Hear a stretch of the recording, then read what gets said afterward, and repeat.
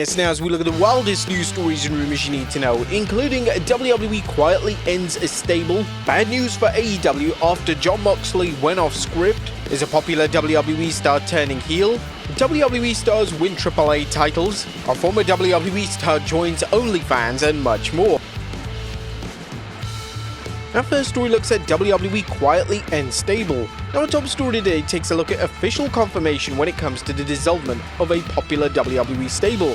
Since Dakota Kai's WWE release, fans have been wondering what the status of Damage Control is. Kairi Sane is back on WWE programming, and with Asuka set to return on Raw tonight, there was some hope that WWE may reform the stable with Io Sky as the leader. Sadly, that doesn't look to be on the horizon. According to a new report from Fightful Select, the stable is finished for the foreseeable future. A foregone conclusion was effectively confirmed. Damage Control was quietly disbanded. Fightful Select asked for details behind the decision, and we were told an internal decision was made early May when Dakota Kai was officially released. The note to no longer announce the remaining members as representing Damage Control was handed down around then. According to the report, there's still potential to revive the group in the future. With Bayley split from the group, Dakota Kai released, Asuka still sidelined, and Kairi Sane recovering at the time, that left only Io Sky. By the time Kairi Sane returned from injury, the group had already been ended behind the scenes from an internal standpoint. With Asuka returning, we asked if that meant the group still had life. We were told as of the time that creative was developed, it wasn't. We're told that this doesn't mean combinations of the group couldn't end up teaming when they're healthy, and that the name could eventually be revived. Whilst this may come as a disappointment to many fans of the stable, the group had definitely run its course, and with Kai being released, there was no reason to keep the group alive at all. Sky, Sane, and Asuka all pursuing respective singles runs is probably in their best interest right now. Like the Fightful Select report states, the door is always open for a reunion down the road. Next up, a popular WWE star turning heel.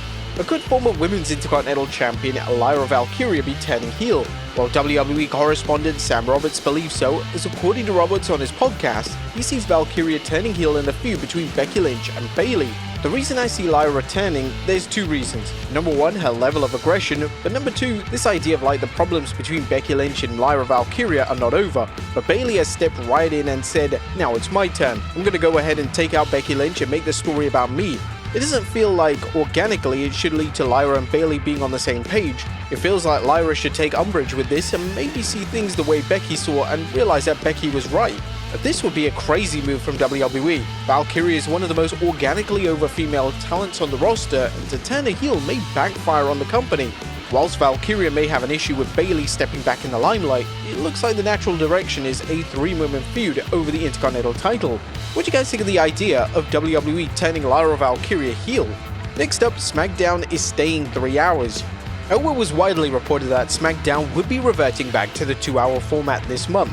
Obviously that hasn't happened, and there's been no information provided by WWE related to a change in the format. But according to the Wrestling Observer Radio, as things stand, there are no plans to revert back to 2 hours of SmackDown. Well, it's 3 hours until they change it. It's not like originally it was going to stop in June, and USA had a show that they wanted to put on from 10 to 11, piggybacking off SmackDown. And for whatever reason, they made the call that it wasn't worth it. And for their ratings, it's not worth it. I think they realized that hour 3 is going to do triple anything that they're going to put in on that slot.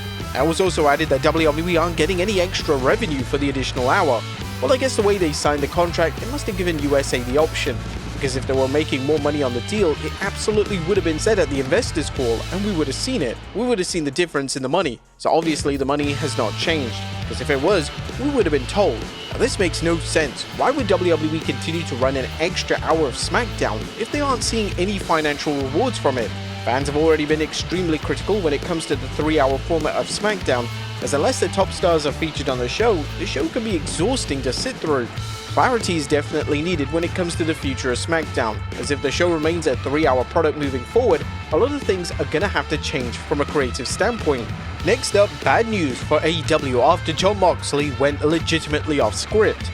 Now, AEW and their world champion Jon Moxley are officially being sued. A production crew member named Christopher Dispenza has filed a civil lawsuit against AEW and Jon Moxley, and he alleges various degrees of negligence alongside civil assault and battery. According to the report, Dispenza is claiming that he suffered injuries due to being shoved to the ground by Moxley during an episode of AEW Dynamite.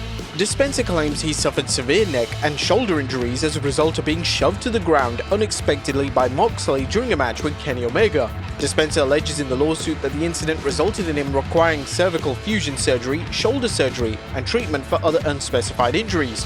According to the lawsuit, Moxley went off script, and Dispenser was never said to be involved in any type of physicality. Dispenser said the injuries occurred on May 10, 2023 edition of AEW Dynamite in Detroit. There, Moxley faced Omega in a cage match which ended up spilling to the outside. Moxley went to grab a screwdriver to use on Omega and in doing so, shoved Dispenser to the ground. The lawsuit claims Moxley was supposed to only grab the screwdriver and Dispenser took an unplanned fall as a result of being shoved. His legal team alleges that this is an example of civil assault and battery, claiming that in allegedly deviating from the script, Moxley either showed intent to harm Dispenser or at the minimum a complete disregard for whether harm was a result.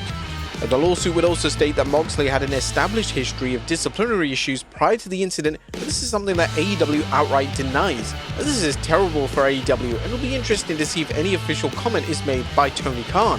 Next up, WWE stars win the AAA titles. The main roster stars Los Garza are the new AAA World Tag Team Champions. Last night, Angel and Berto won the titles in a 4-way bout at Triple Mania. Los Garzas managed to defeat the teams of Nick and Ryan Nemeth, Psycho Clown and Pagano, and reigning AAA World Tag Team Champions Sanson and Forestro.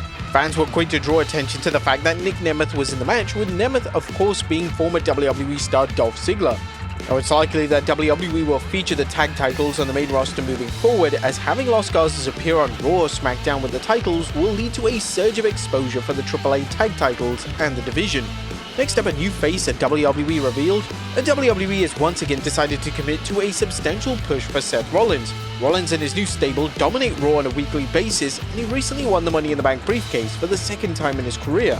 According to wrestling legend Matt Hardy, he believes that WWE are going all in on Seth Rollins.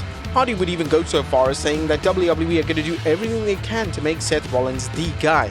Speaking on his podcast, Hardy stated, "The Seth Rollins thing is fine. I like the fact that, we thought it was a red herring. I thought it was too. I thought they would use this to elevate someone else. But they really have all their momentum behind Seth Rollins right now, and they're going to do everything they can to make Seth Rollins the guy." WWE are without a doubt positioning Rollins as a top heel in the company, whilst WWE are firmly setting on keeping Cody Rhodes as the face of the company on the babyface side.